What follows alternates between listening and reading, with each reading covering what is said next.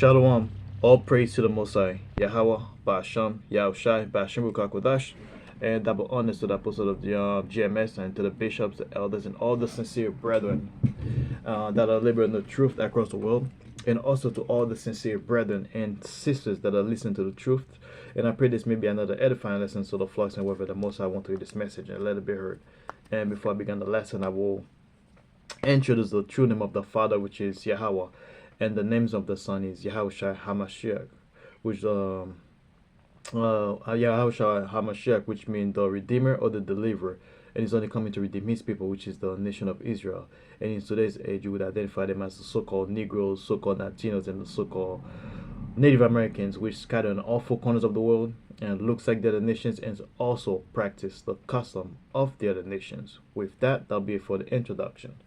And today's the title of the lesson will be basically I'm still gonna read it in the book of Mark, and I'm gonna read the second part, which is where Yahweh performed miracles and healing.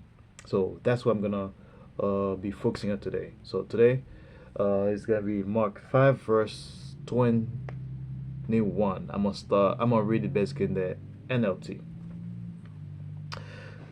Mark 5 and 21, and it says, Yahushua got in the boat again and went back to the other side of the lake.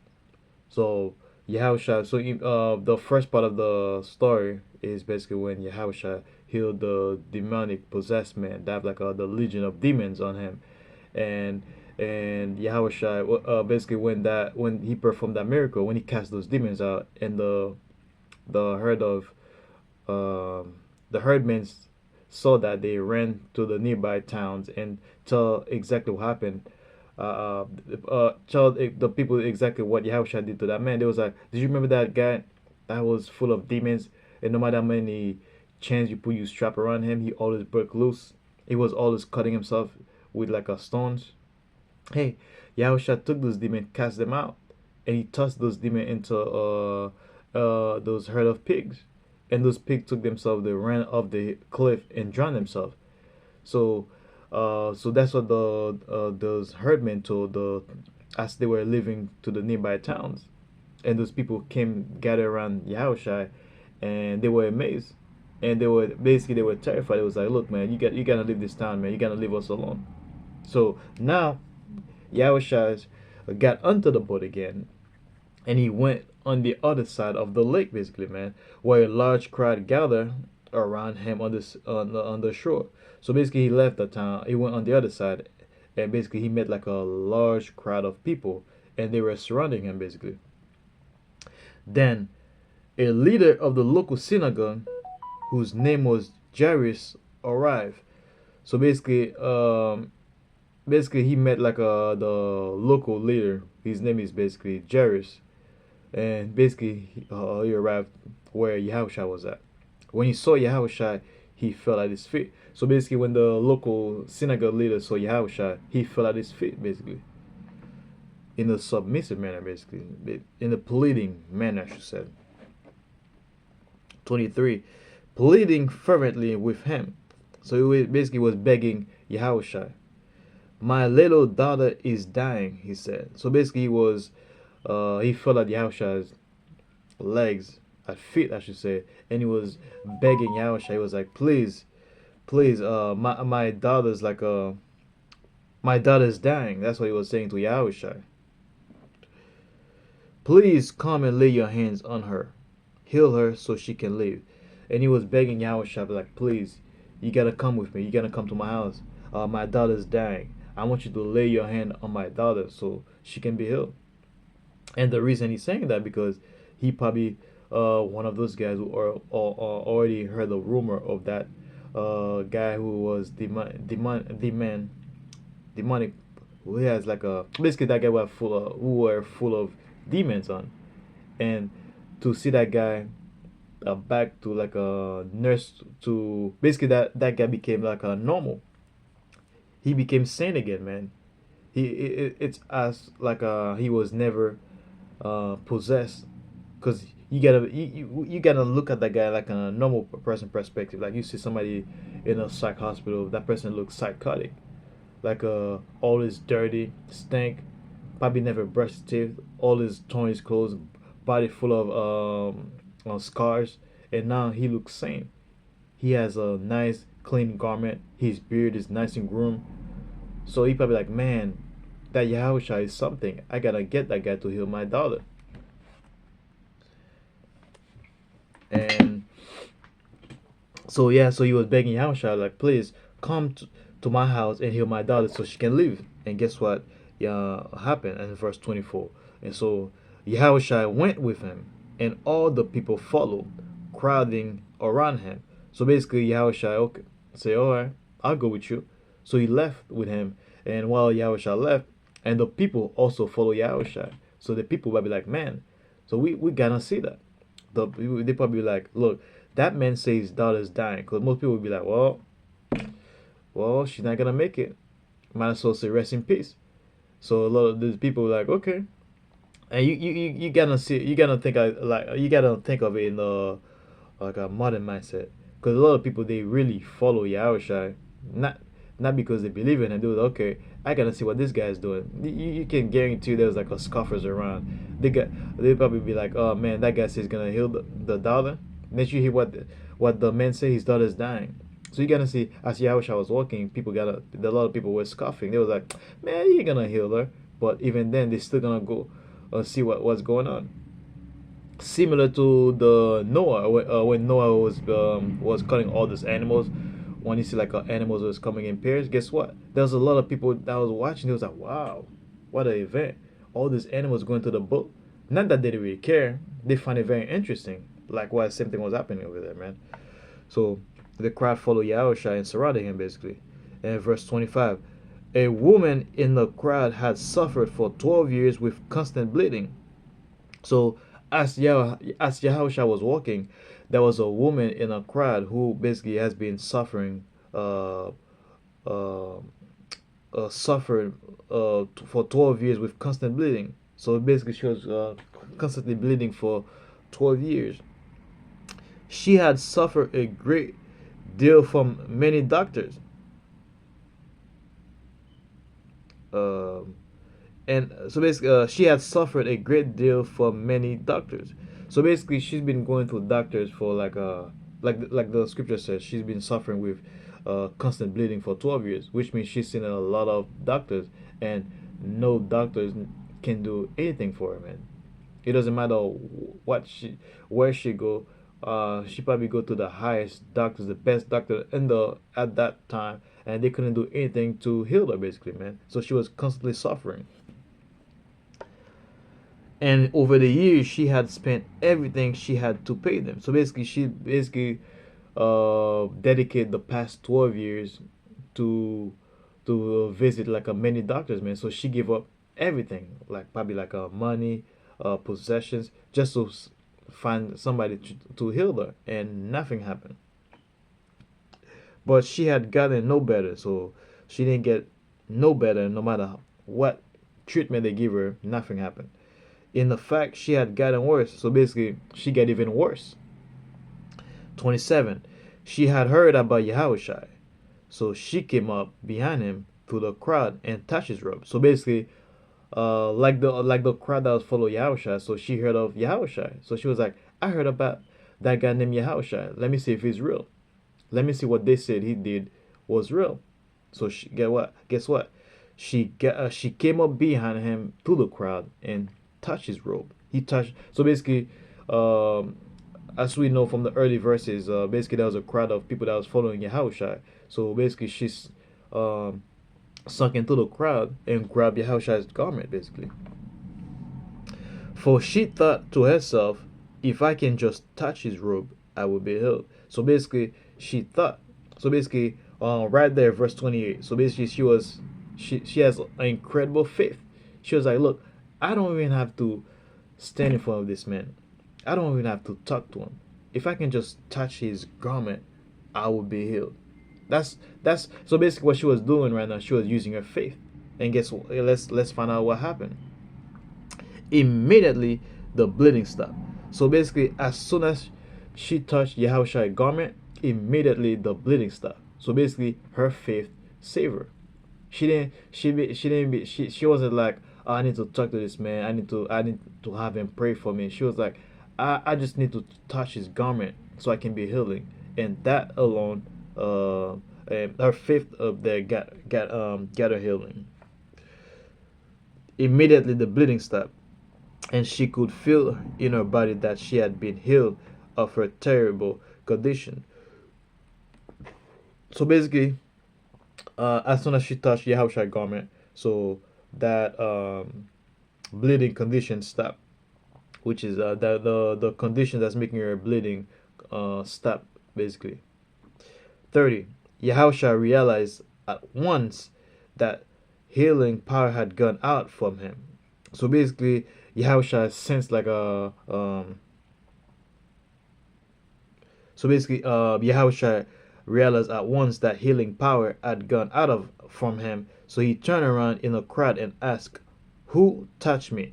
So basically, what happened is when she touched Yahushua and she healed, so immediately Yahushua sensed that there was like some healing power, um, left him basically, like some of his strength left him, of his powers left him. So he stopped and he turned around on the crowd. He said, "Who touched me?" Like now we might say like, did Yahushua know somebody touched him? Of course he know. Somebody touched him because Yahushua have spiritual powers, so he has the ability to know who touched him, who not touch him. But he wanted to show like a proof, like a point basically, because we have to look at it like at that time the apostles, well, like the disciples at that in that stage of their life, they were in a learning process, which means oftentimes they were very simple-minded, and we're gonna see that in verse 31, because basically like the apostles didn't really have the, well, they have those, they were the elect, but they were the Most High didn't fully open the eyes yet, because we learned that the Most High give them that spiritual powers once Yahushua went back to the spiritual world, because the Yahushua said was, "I'm gonna send you guys an advocate." That's why if you read in the book of Acts, the apostles were doing many miracles, and like healing people. Same thing. Some of the things that Yahushua was doing right now later, I mean, happens to those disciples in later time. Like they like for example, the beggar that was standing next to the temple's gate that couldn't walk, and Peter and Philip, I believe, say, "I don't have gold nor silver, but what I have is the word of the Lord, and get up and walk." And that man with strong faith, he get up and start walking. So, and Yahushua even say in a latter time, those that are part of the hopeful, like they're gonna perform many miracles, more miracle than him himself. That doesn't mean we're gonna be greater than Yahushua. We mean that we're gonna do far more things than he was doing in those times. So let me go back to verse 30. So verse 30 said, Yahushua realized at once that healing power had gone out of from him. So he noticed like some of his powers left him. So he turned around in a crowd and asked. So basically, he turned around and he asked. He was like, "Who touched me?" And let's see what happened in verse 31. His disciples said to him, "Look at this crowd pressing around you." They was like, and the disciple turned around. They was like, "Are you serious? You say who touched you? Do you not see how many people that stand around you? We're in the midst of a crowd. Everybody's bumping to each other left and right. Are you really kidding me? You ask who touched you?"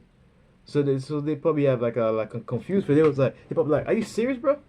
You gonna ask? You got all these people around you. You're gonna ask who touched you?" So, what was I again? Yep. How can you ask who touched me? So they was like, yeah. They was like, how can you touch who? I mean, they probably turn around and look at each other and look at him specifically. They'll be like I said earlier, we're in the midst of a big crowd, and you're gonna ask who touched me? Are you serious? Cause people get like when you're walking in a crowd, cause a lot of time when you like famous people or somebody in uh, position of power, and well, that's one of the reasons when you're watching like people like celebrities or world leaders, when they're walking they always have securities, because the thing about the crowd is you don't know who's who. We don't know who's here to harm you. Because as much as you have people that's here to cheer on you, to be like, oh man, I like this guy. I want to be like this guy. I want this guy autograph. At the same time, you got enemies. You got people that come here to seek to harm you. So when you're in a crowd of people, people are bump into you, even though some of them might be sincere. You always have that little nervous. You be like, oh shoot, I don't know who's gonna harm me. So that's what the disciple will be like. Why? Are you kidding me? You're gonna ask who touched me? So look at this crowd around you. How can you ask who touched me? Verse 32. But he kept on looking around to see who had done it. So basically, Yahushua kept turning around and still looking to see who touched him. Then the frightened woman, trembling at the realization of what had happened to her, came and fell to her knees in front of him and told him what she had done. So basically, Yahushua was still looking around left and right, keep on saying, "Who touched me? Who touched me?" And then the lady, who was basically terrifying, basically she was trembling with fear, and he realized of the moment. He quickly fell down on her knees, and in front of basically Yahushua, and told him that she was the one that touched her. So the lady realized that situation, because Yahushua was like, "Who touched me? Who touched me? Turn around! Who touched me?" And the lady saw that. She was, oh shoot! She got terrified. She was, oh crap! She quickly ran down, fell on her knees, and basically, I did it. I was the one that touched you. So she admitted. And 34, and she said to her, she said, and he said to her. So basically, Yahusha said to the young lady, "Daughter, your faith has made you well." So basically, Yahusha told her, "Look, your faith has made you well. Go in peace. Your suffering is over." So Yahusha told her, "Look, your faith has basically saved you, redeemed you." And he said, "Go in peace, and your suffering is over." So basically, you're not gonna be suffering anymore, man. Your pain and sorrow is officially over. So basically, her faith is the one that saved her, man. And 35. What was 35?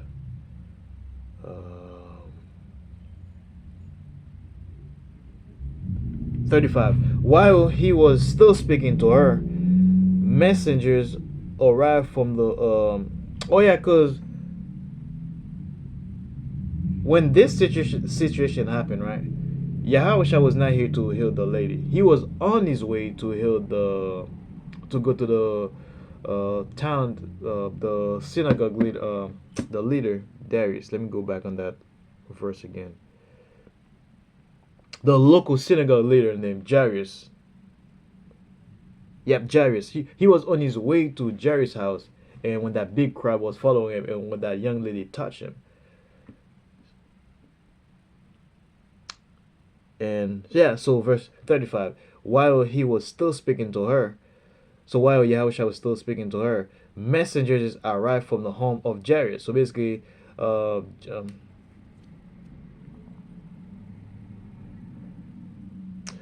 messengers from the home of Jairus, the leader of the synagogue, they told him, "Your daughter is dead." So basically, while Yahushua was still talking to her, so messengers came from Jairus' house, and they told him, "Look, your daughter is dead now."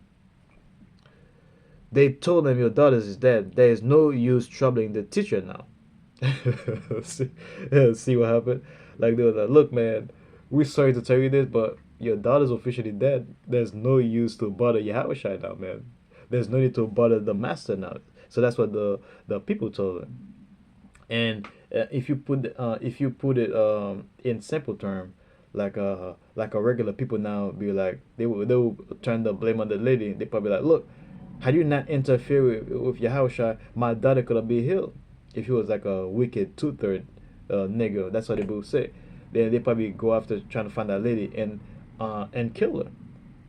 So they was like, "Look, man, we sorry to tell you this, man, but your daughter is dead now. There's no need to bother the teacher now, the master now. There's no need to bother Yahushua now, man. He can't do anything for you anymore, man. So just be at peace with it now." But 36, but let's see what 36 says, man. But Yahushua overheard them and said to Jairus, don't be afraid, just have faith. So basically, Yahushua heard those men talking. He overheard those men talking. He like and he walked to Jairus. He was like, look, man, um, don't be afraid, man. Just have faith. That's all Yahushua asked him. Because if you read the verse, a couple verses earlier, we saw what faith can do. Like that young lady spent 12 years fighting, dealing with that illness for 12 years, going to all the doctors, and you can guarantee like the best doctor at that time, and nobody can heal that sickness, man. And her faith saved her. Through her faith, she was able to be healed. And Yahusha even told her that, man, your faith has made you, man. So and Yahusha carry on the same thing. Tell Jairus exactly the same thing again. He told him, look, Jairus, don't worry, don't be afraid, just had faith. And if you want to talk about in those days we are living right now, man, we know we're entering Jacob's trouble, and we really have no idea what situations or what position the Most High gonna put you. And if you're really looking at people around, everybody's prepping. They're doing this. Oh, I'm gonna save. I've been prepping for 10 years, because you can prep for 20 years. You don't know when Jacob's trouble is gonna happen. You don't know where exactly you're gonna be at. And you got people flying, marrying, going to work. You can be anywhere in the world, and Jacob's trouble hit. Jacob's trouble gonna take place or wherever you are. So you can have all you can prep like you have like a big that movie I watched that movie damn it, dude. I watched it in December actually. I can't remember the name. It just came out 6 months ago. I think Homestead. Yeah, Homestead. The Edomite have like a big yeah, like a big place. Like he have farms, he raise animals, he has people work for him, he has his own bodyguards, stuff like that. You got a lot of Edomite that have stuff like this, man. And guess what? And they think like when Jacob's trouble, they're gonna isolate themselves. Well, they already isolate themselves in their own territories, getting ready. It ain't gonna happen like that in real life, man. You can have that homestead ready, and let's just say you have a Jacob's trouble hit you completely opposite side of the world. Guess what? You ain't gonna make it. You're not gonna be, oh shoot, let me go to my house, then and I'll be safe. No, wherever you are, that's where Jacob trouble is gonna be happening. So that's what happened. That's what I was saying earlier. Like you can't be relying on your carnal means, man. So faith, that's what's gonna guide us, man. So wherever you are, you just have to have faith on the most that the Most High Yahweh Bashmi Ashai gonna protect you. So that's what Yahweh told Jairus. Don't be afraid. Just have faith. 37. Then Yahushua stopped the crowd and wouldn't let anyone go with him except Peter, James, and John, the brother of James. So basically, Yahushua stopped the crowd. He's like, look, you guys need to stop following me. Stop where you are. So he only take basically Peter, which is the head disciples, head apostles, which is basically King David and their reincarnations. So he only take Peter, James, and John with the brother of James. So those are the three guys that he took with them basically. And when they came to the home of the synagogue leader, Yahusha saw much commotion and weeping and wailing. So basically, when Yahusha took those three apostles, or three disciples at that time, so when he entered the house, all he see was people like crying, screaming, and weeping because that young girl died. And 39, he went inside and asked. So basically, Yahushua went inside and he asked, "Why all this commotion and weeping?" He was like, "Hey man, what up with all that commotion and crying? Why you guys are crying? What's going on inside here, man? What's wrong with you guys, man?" So that's what Yahushua was saying.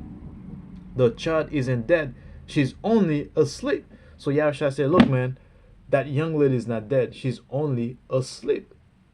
And you can't imagine it when somebody tell you, when you literally somebody die, and a person walk in front of you tell you, "Hey, that person's not dead; is only sleeping." In verse 40, the crowd laughed at him, and here we go. the scoffers. That was their main purpose to begin with anyway, because those guys, they lacks faith. And you know the interesting part is, scoffers are the most carnal minded people. They are the one who's always they are the one who, when things happen to them, they are the one who was least faithful. Like, carnal minded people, right? If they cannot see something in front of themselves, they won't believe it. So basically, they scoffing. They probably like, oh boy, let's see what this nigga gonna do now. Let's see what's gonna happen now. Even though they saw Yahawashi heal that young lady touched Yahawashi and her blood stopped. They probably like, oh damn, man, that guy is a sincere man of the Lord. You think they'll be like, man, I believe now. Nope. They be like, let's see what this guy gonna do now. So they cried and laughed at him, but he made them all leave. So basically, even though so they were laughing at him, so he made them all leave. And he took the girl's father and mother and his three disciples into the room where the girl was lying. So he make the crowd leave, and he took the girl's father and mother and the three disciples that he came up with, and he goes to the room where the young lady was lying. 41. Holding her hand, he said to her. So basically, Yahushua took the little girl's hand, and he says, Talitha Kumi, which means, little girl, get up. So basically, that's what Yahushua told her. That's basically Hebrew. He told her, Talitha Kumi. But when you translate that in English, he said, which means basically, little girl, get up. So that little girl was already dead. So he just called the spirit back from the spiritual world. He told her, get up. And that spirit came back from the spiritual world and inside that body again. And the girl, who was 12 years old, immediately stood up and walked around. So as soon as Yahushua called that spirit back, guess what? The young lady get up immediately and start and walk around. Basically, they were overwhelmed and totally amazed. Now imagine you saw somebody die, right? And you see that person wake up. You see Yahushua comes and wake up that person. You'll be terrifying, man. Think about it, man. You be like, oh shit. You can tell Jake at that time. It was like the same niggas that was scoffing. They probably like, oh shit. Did I just saw that? They probably like amazed. Not probably amazed. They were amazed. I'll be terrified, man. If I see something like that, you'd be like, oh shit. Well, I don't know what I would do. I've never seen something like that I've never seen stuff like this happen in front of me. But I can guarantee you, I'll be amazed. I'll be astonished if I see something like that. I'm like, damn. I mean, if I always pray that I'm part of the hopeful like family, man. I'm pray that I'm one of those men that endure to the very end. And a lot of us are hopeful like family, man. Hopeful like we really, well, the most I woke us to the truth, but we literally believe through faith. Now we entering days that we're gonna see the Most High gonna use the men of the Lord to perform various miracles. But if I see something like that, man, I'm gonna be amazed, man. I'm gonna be happy, probably tears of joy, but most likely, man. So the crowd, when they see stuff, man, when they see that, man, they were basically overwhelmed with like I don't want to say fear, excitement. Basically, they was like, oh damn. They probably be quiet they probably be quiet when they see that Yahushua did that, man. So 43. So Yahushua gave them strict orders not to tell anyone what had happened. So basically, Yahushua ordered the family not to tell anyone what just happened, because he wanted to keep it down low. Because the reason is, Jakes have a big mouth. Once you, even now, you tell Jake like, hey man, I did this for you, but don't tell anybody. But guess what? Even though you tell them not to tell anybody, they're still gonna go around tell people what happened.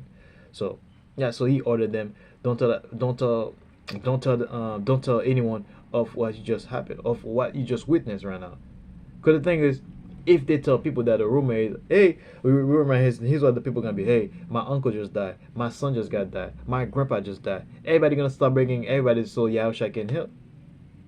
That's why he told him, don't tell anybody of what happened.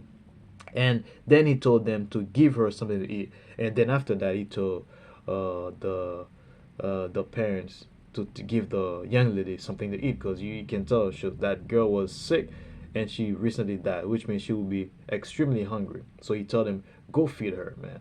So that was the lesson, man. So I pray that's another edifying lesson to the flock, and whoever the Most High want to hear this message and let it be heard, man. And I also pray that I do not add or take away from the scripture. If I do, I pray that the Most High forgive me for that, man. And I pray that the Most High keep that spirit on me. I pray that the Most High does not cast me away from His presence and take not His Holy Spirit away from me. And not just me, each and every one of us that's part of the Hopeful Elect family, man. And I pray that the Most High imbue us with the spirit of endurance, man. Because this lesson was all about faith. And I always say that throughout my lessons, like we have no idea what the Most High have in store for us, man. That's why we always have to pray that the Most High imbue us with the spirit of fear and imbue us with the spirit of endurance. Because I said endurance because wherever the Most High gonna send us, because we know the scripture said some of us that's part of the elect is gonna get our head chopped. Some of us gonna be in those concentration camps. Like we see these devils doing that ice situation right now. Some of us hopefully like gonna be sent to Guatemala. I think Guatemala, no, El Salvador, and Cuba. He's gonna ship us to those concentration camps that he have in outside the U.S. and those that he have inside the U.S. Hey, some of us might be putting those torture chambers where we will get tortured live, get our head cut off in live TV. You know when you watch those World War II movie when they show when they have all those so-called Jews, they make them line up, put them in gas chamber, and suffocate them to death, or light them up and basically unalive them. So some of us, hopefully, are gonna be in that situation, man. So that's why we have to pray that the Most High give us the spirit of endurance. The difference between us and the two-thirds of our people is like when they're gonna be in those situations, man, they're gonna beg for the mercy, they're gonna beg for their life, and each are gonna take great pride in torturing them. Well, you know what's gonna happen, and he's gonna be happy when he's torturing those niggas. But here's what's gonna happen, right? He's gonna torture the hopeful, like when he's gonna torture the hopeful, like guess what? He's gonna be terrified. He's gonna be like, why am I torturing those guys? Because torture is like a power play. So when you torture somebody, when you tell somebody you're gonna torture that person, and that person knows that you have the opportunity to end that person's life and let that person go. So what do you think that people are gonna do, right? The natural instinct for people when they know they're gonna get tortured, they're gonna give up whatever information they have, even if they don't have it. If even they don't have the information, they're gonna make a couple lies so they can save themselves, man. And the people that's gonna perform the torture knows that, and that's why they take great pride and pleasure, right? But what happens when you torture somebody that does not give it down? Because the scripture have made it very clear. We're not supposed to fear the person that can kill the body. We're supposed to fear the person that can kill both body and soul. And that person is only the most that have that option, man. So that's why we don't give a damn about what this devil gonna do to us, man. So that's why we only pray that the Most High have mercy on us and imbue us with the spirit of endurance, because some of us gonna be in those torturing situations, man. And when this devil's torturing you, man, and he's not seeing you bow down to him, that'll make him terrified, man. So that's it for the lesson, man. So I pray that as another edifying lesson to the flocks. And whoever the Most High want through this message, let it be heard. And with that, I'd like to say, Shalom.